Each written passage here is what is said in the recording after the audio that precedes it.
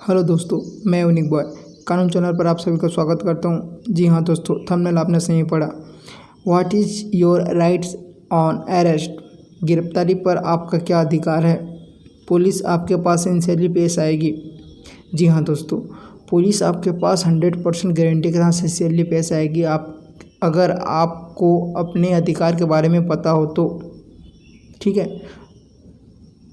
ज़्यादातर क्या होता है, लोग अपने नॉलेज की वजह से मतलब पुलिस वाले ज़्यादा जैसे करते हैं ऐसे लोग मान लेते हैं, जो कहते हैं वो मान लेते हैं। ठीक है, तो ऐसा नहीं होता।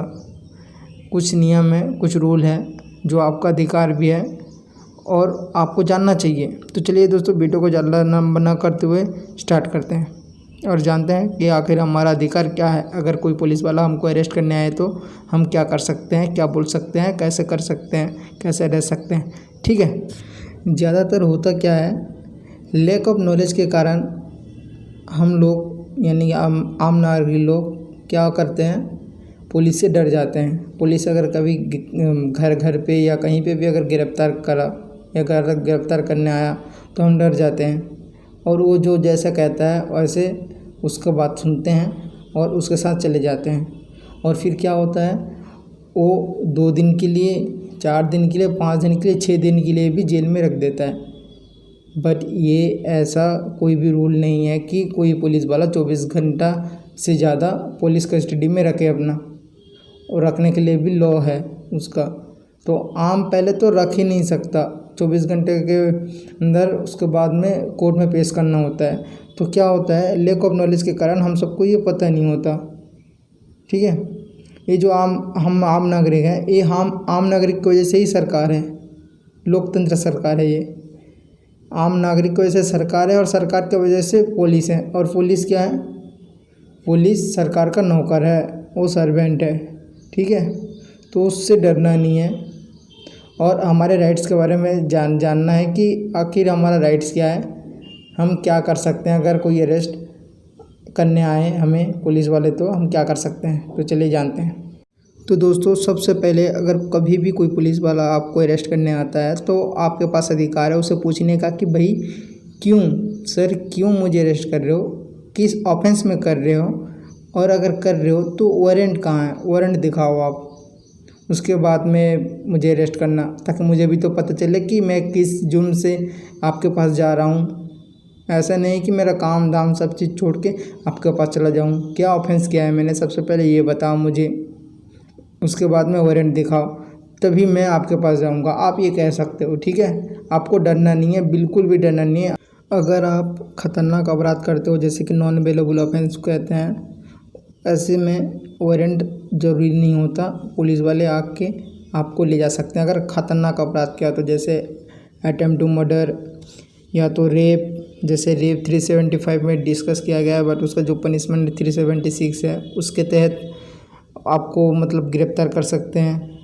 मैंने वारंट केस और सुमन केस के बारे में वीडियो बनाया हुआ है, आप नीचे डिस्क्रिप्शन के लिंक दे दूंगा, आप उसमें विजिट करके देख सकते हो कि बेलेबल ऑफेंस होता क्या है, नॉन बेलेबल ऑफेंस होता क्या है। ठीक है, किसमें वारंट बहुत ज़रूरी होता है, किसमें वारंट ज़रूरी नहीं होता, कौन से सेक्शन में आता है, ये सब डिस्कस किया हूँ मेरे पिछले वीडियो में, तो उसे आप देख सकते हैं। तो अगर कभी भी अगर पुलिस वाला आपको गिरफ्तार करने आए, वो भी विदाउट वारंट के, तो ये सुप्रीम कोर्ट का गाइडलाइन है कुछ, जो कि आपको जानना बहुत ही ज़रूरी है। सबसे पहले अरेस्ट मेमो। अरेस्ट मेमो आखिर होता क्या है, ये सुप्रीम कोर्ट का गाइडलाइन है, जिसमें आपको कभी भी कहीं पे भी अगर कोई पुलिस गिरफ्तार करता है तो किस लिए करता है वहाँ रिटेन होना चाहिए। वहाँ पे आप लिखवा सकते हो पुलिस वाले को, कितने टाइम में आपको गिरफ्तार कर रहा है वो लिखवा सकते हो, कहाँ पे गिरफ्तार कर रहा है वो लिखवा सकते हो, किसके सामने अरेस्ट करा वो भी लिखवाओगे विथ प्रूफ। किसने अरेस्ट करा उसका साइन भी होना चाहिए, मतलब कौन सा पुलिस वाला आपको अरेस्ट करेंगे उसका साइन भी होना चाहिए। वो अगर विदाउट यूनिफॉर्म है तो विदाउट यूनिफॉर्म वाले अगर नाबालिग हैं, जैसे 18 साल से कम आयु के बच्चे लोग जो हैं, उनको अरेस्ट कर सकते हैं। और अगर आपको अरेस्ट कर रहे हैं जो कि 18+ हो, बालिग हो, तो आप बिना यूनिफॉर्म के अगर आए तो आप कभी भी मत जाना, विथ यूनिफॉर्म के ही जाना, ये हमारा सुप्रीम कोर्ट का गाइडलाइन है। ठीक है, आपको ये सब जानना बहुत ही ज़रूरी है। कब, कहाँ, कैसे, कौन से जगह पे, किसके सामने कौन कर रहा है, उसका पूरा साइन होना चाहिए, यूनिफॉर्म में होना चाहिए। ये सब बहुत ही ज़रूरी है। अगर आपको अरेस्ट करना है तो इन सब का ध्यान बहुत ज़रूर रखना आप। ठीक है, डरना बिल्कुल नहीं, 1% भी डरना नहीं है। ठीक है, मतलब ये कि ये सब नॉलेज अगर आपके पास हो, ये सब पता हो, और ये सब अगर पुलिस को आप बोलो तो वो 100% जान जाए कि हाँ ये जानने वाला इंसान है, नॉलेजेबल इंसान है, इसे हम ऐसे बदतमीजी से इसके पास पेश नहीं आ सकते और हमें पूरी कानूनी तौर पे ही इसे गिरफ्तार करना है। वो समझ जाएंगे और आपके पास 100% गारंटी देता हूँ बदतमीजी से पेश आएंगे ही नहीं।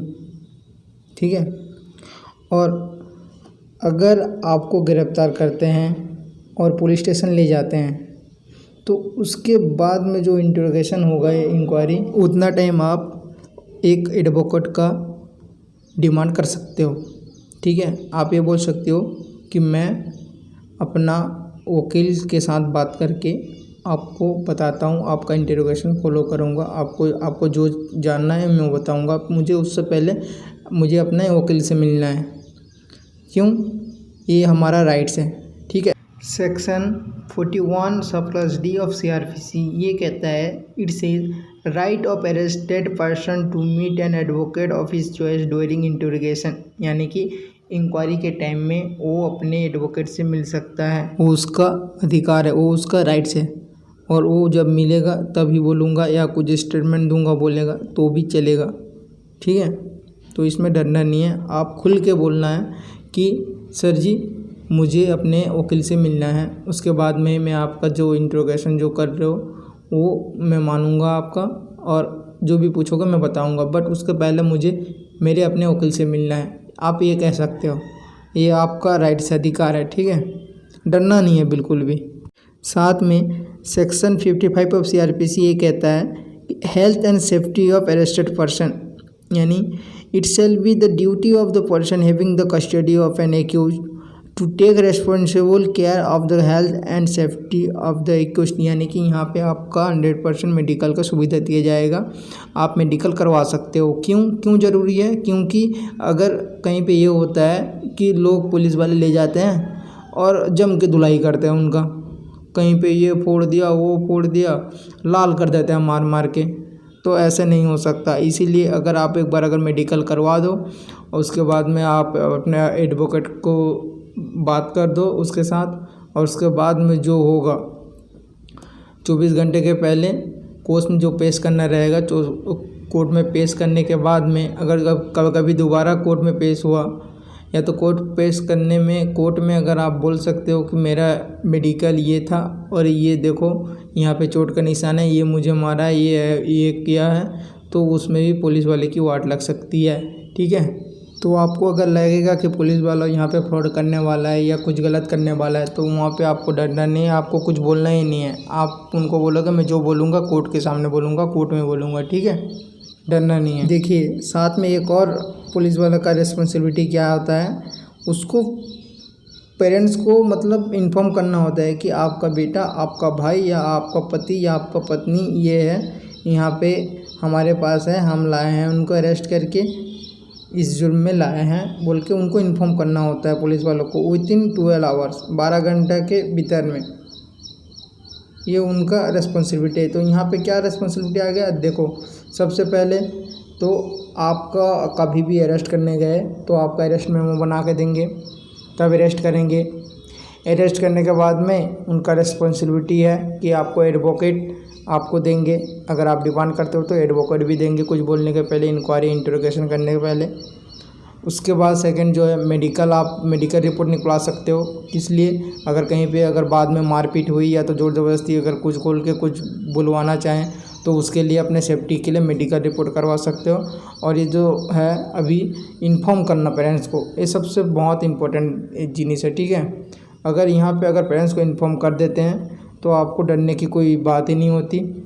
अगर आपके जो जाने अभी जो अधिकार है विथ प्रूफ सेक्शन के तहत, तो अगर वो आपका वायलेट होता है और आपको मतलब ऐसे अभी भी मैंने जो बोला ऐसा ट्रीट नहीं किया जाता, तो आप यानी आपके पेरेंट्स कोई भी, आप तो जेल में हो गए तो आप कुछ कर नहीं पाएंगे, तो आपके जो पेरेंट्स हैं वो देखेंगे, वो जानेंगे, तो आप एसपी को डायरेक्ट कंप्लेन कर सकते हैं विथ रिटन एप्लीकेशन से।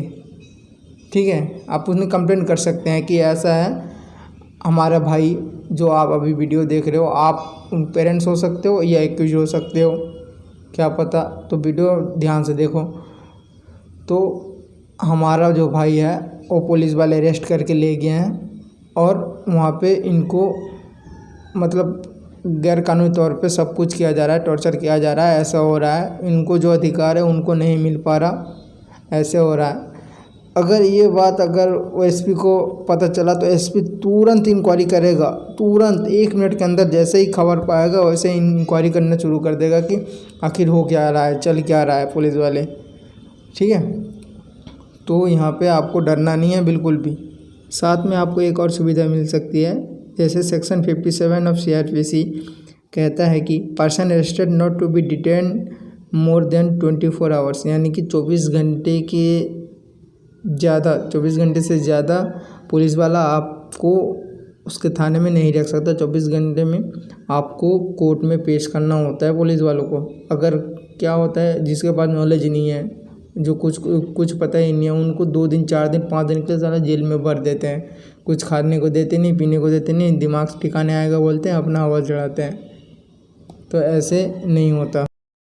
तो दोस्तों अभी मैंने जो बोला, इन सारे अधिकारों को आपको ध्यान से याद करना है और इसे यूज़ भी करना है। अगर कभी भी कहीं पे भी अगर पुलिस अरेस्ट करने आए तो, या अपने पेरेंट्स को किसी को अरेस्ट करने आए तो, ये सब चीज़ आपको जानना बहुत ही ज़रूरी है। आप आम नागरिक हो, पुलिस वाले कोई तोप नहीं है, वो सरकार के नौकर हैं। और सरकार किससे बनती है? हमसे बनती है, आम नागरिकों से। तो इसमें डरने वाली बात बिल्कुल भी नहीं है। अंत में मैं आपको यही कहना चाहूँगा कि आपको कभी भी किसी से डरना नहीं है। आप लॉ बैकग्राउंड से हो या ना हो, वीडियो आप ऐसे ही ज़रूर देखिएगा मेरा, और अपना वकील खुद बनिएगा। धन्यवाद। जय हिंद।